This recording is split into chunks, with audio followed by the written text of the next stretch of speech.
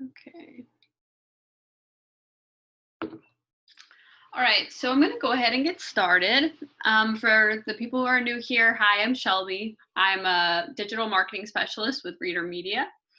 Um, I've been doing my webinars over the 5 pillars of the virtual doorway, and today we're going to get started with the second pillar. Let me make sure everything's running smooth here.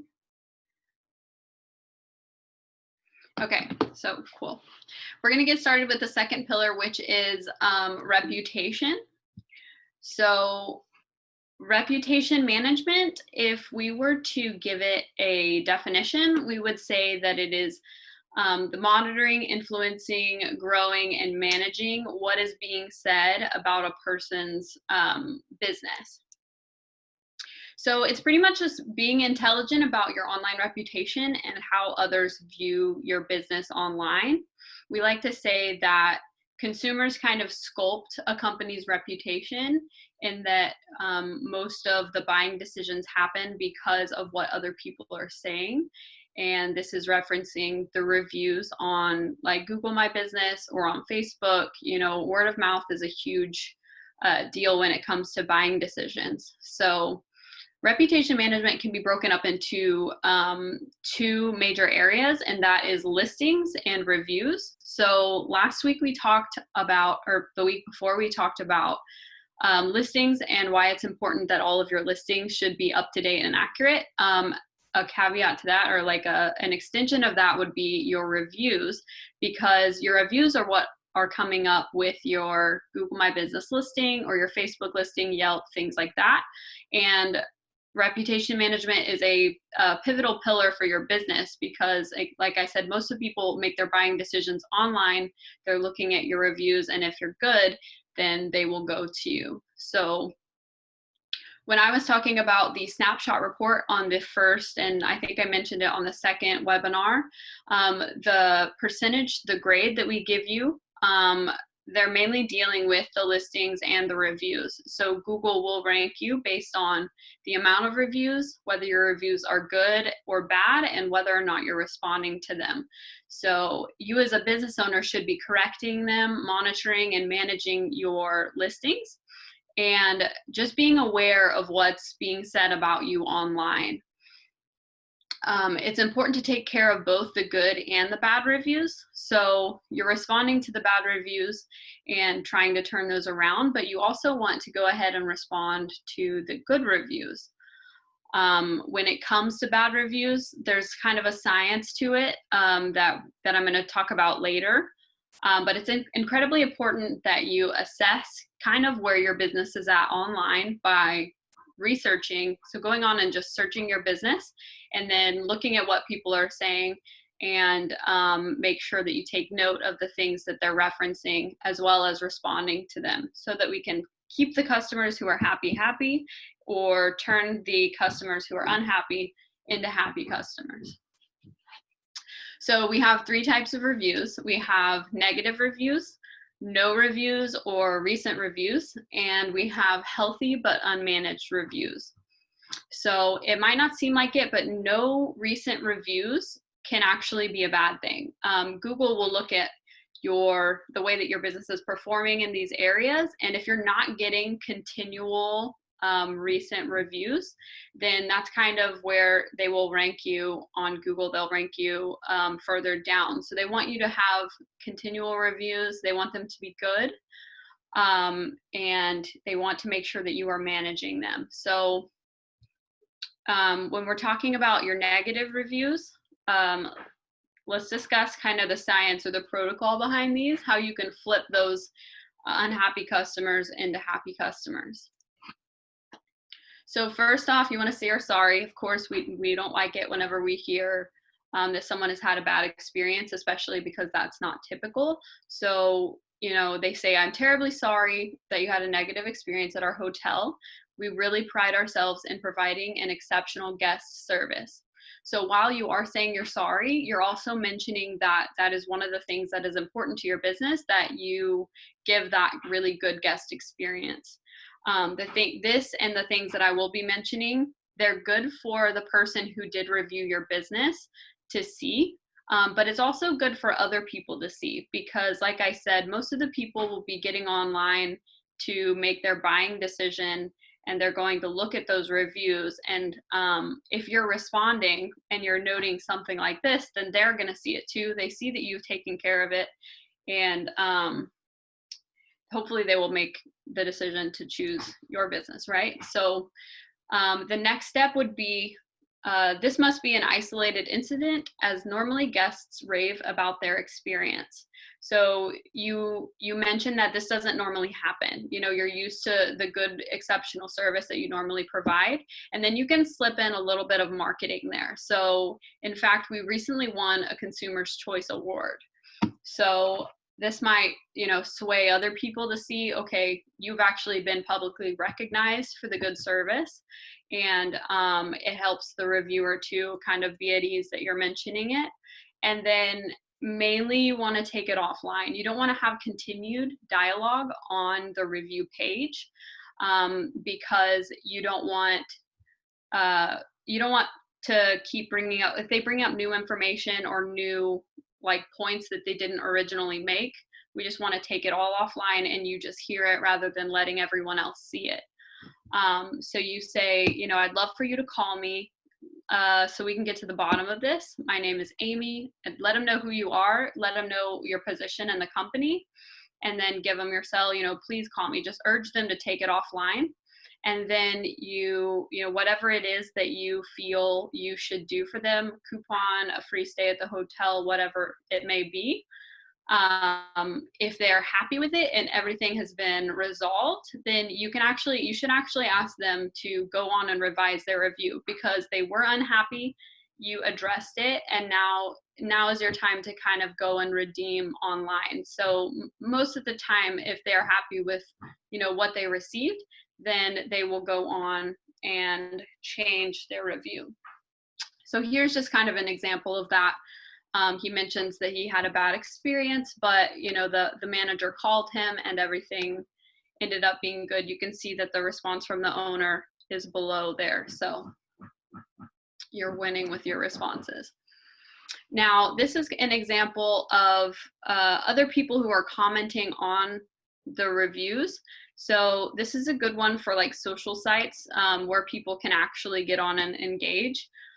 So people have seen this negative review and they're actually commenting on it. They feel the need to engage with it and, you know, kind of show their sympathies or whatever. We have that Tammy here, she shares a bad experience that was actually flipped in the end. And she mentions how your business should have handled it, you know, accordingly. It should have handled it that way. So what you as the business owner should do, or whoever's managing the reviews, is jumping in on this thread and making sure that you're involved so that everyone involved can see that you would like to take care of it and that you actually care. So here's where we read the owner's review. We've responded to your review over on Yelp, but we feel a further apology is necessary. This is something that can happen if they're really that upset. They're going to go not only on Google, they're going to go to Yelp, they're going to go to Bing. They're going to make sure that everyone far and wide can see that they had a bad experience, and they're going to try to sway people to not, you know, go there. So, or at least just to let you know that they had the bad experience, just to get your attention. And then, you know, on down the comment, they respond to it. They let them know that they're concerned. They want them to call. And then, as you can see, the other people who engaged here are saying, you know, we're glad that they finally did the right thing, or whatever it is that their comments are. So everyone can see that you've taken care of it. And when it comes to positive reviews, you do want to be sure that you're responding to the positive reviews. You know, they've taken the time out of their day to help your business grow because they're leaving you this good review. So you want to be sure that you let them know that their feedback is valuable and that their feedback is appreciated. But the point here would be to make sure that you make it kind of personal to the review. So show them that you actually read it.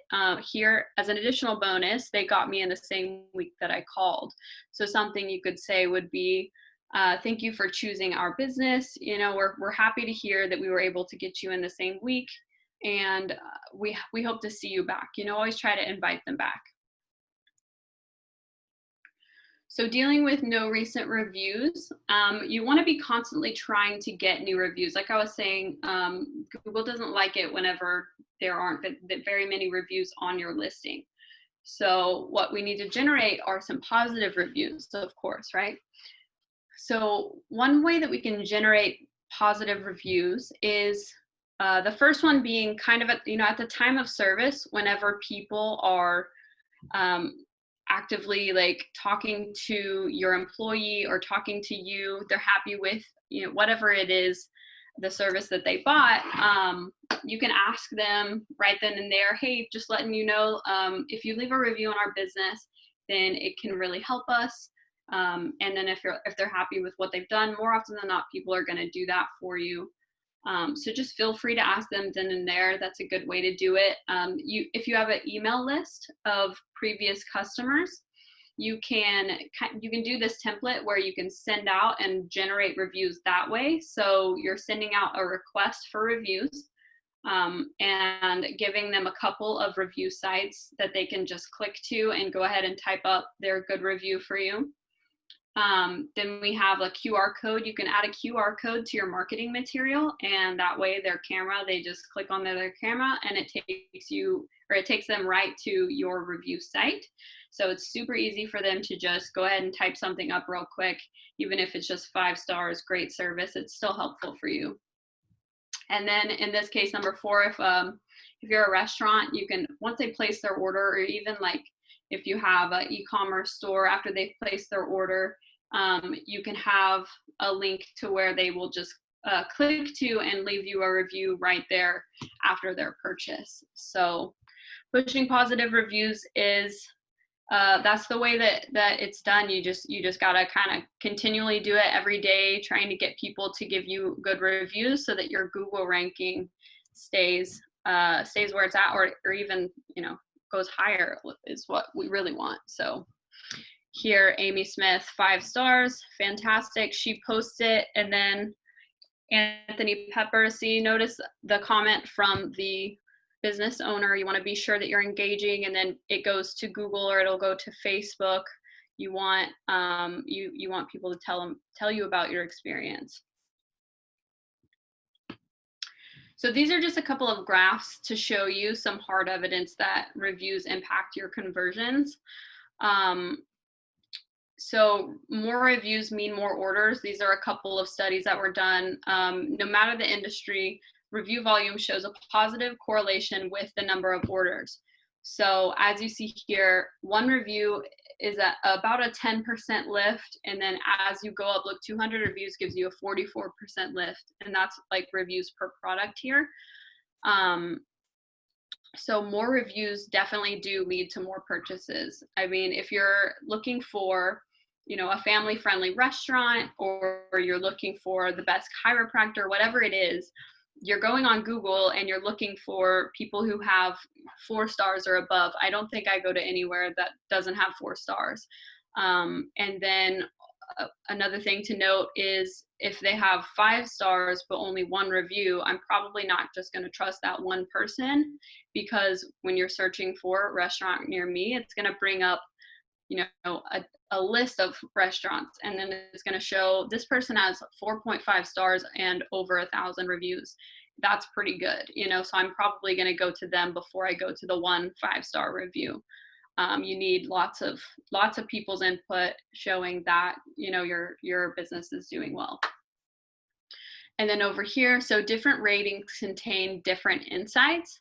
This is where I was talking about the feedback is super valuable, because consumer opinion is king, obviously. You want to be catering to your public. So 1 to 3-star reviews reveal a product's shortcomings for improvement. So if they leave a 1 star, they leave 2 or 3, they're gonna tell you why. More often than not, they're leaving, there was a flaw in whatever I got. There was a hair in my food. It broke it immediately as I got home, things like that. So you can use that and address it and make sure that, it doesn't happen again in the future. And then with product suggestions, so 3 to 4 star reviews offer the most suggestions for new products or features. You want to be sure that you're looking out for this because you can kind of change your buying decisions, specifically whatever thing you're putting out for that promotion.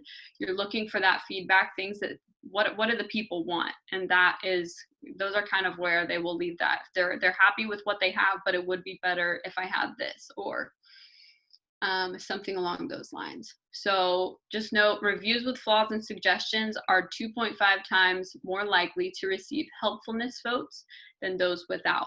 There is a feature on review sites that give people the ability to let that reviewer know, hey, this was super helpful, or it wasn't. So if they're also looking for what you're looking for and they see that negative review or they see that positive review, they're like, hey, thanks for leaving this comment. It's kind of like an engagement across a community that shows we're all helping each other out. But it can be, a bad thing if the negative review is there, and a lot of people are finding that one helpful. Let's see. So 85% of people make their buying decisions online. Like I said, they're doing their research. They're going to look and see whether or not they're going to choose you. So you want to be sure that all of your reviews are taken care of. So another tip for success would be email alerts. When you're looking at your business profile on Google My Business, Yelp, Bing, whatever it is, you can sign up a couple of people for email alerts, and you can add your team in there. So you want to be sure that, around up to 6 members of your team are receiving these email alerts so that nothing gets missed. You want to be responding to every review. So you see we have multiple people here. I think we have 3 people looking at ours. So just to be sure that, everything is getting taken care of. So as for 5 exercises for reputation management, just to kind of recap everything, you want to know what's being said about you. You want to respond to every review. Make getting reviews part of your daily workflow, whether it's you, whether you assign someone to it. Someone should be constantly trying to generate those new and good reviews so that you can show the public the amazing work that you do. Number 4, promote positive customers' comments. So for me, it's like at the time of service, I feel like would be the time to do it. So talk to them about, hey, like us on Facebook and share your experience, or go ahead and head over to Google My Business. Maybe you can share a review for everyone.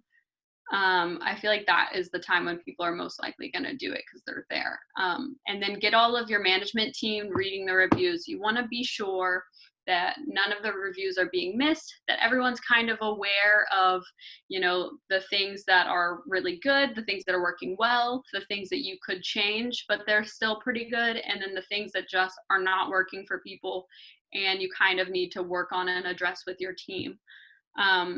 One thing that we do, we like to send our testimonials and our good reviews to the rest of the team because it's like a really good morale booster, so we're seeing that our work is actually reaching people. We see that it's helping people.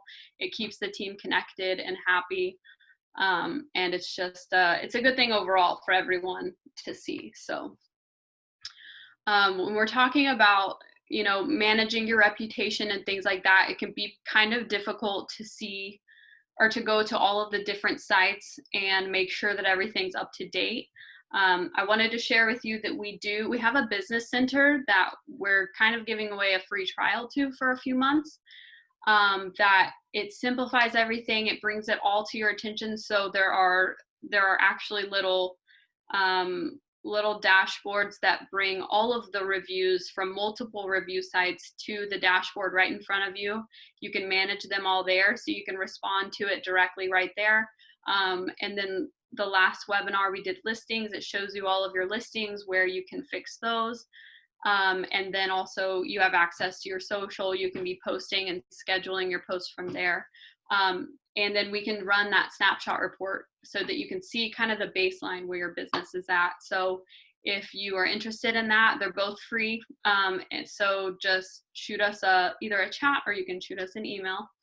but I'd like to open this up for anybody who has any questions. I feel like I kind of went fast there. So if you have any questions, I'd love to answer them. Just let me know. Just for probably about the next 10 minutes, I'll be taking questions. So feel free to shoot in the chat. You can ask me privately on the chat, or you can shoot us an email too. So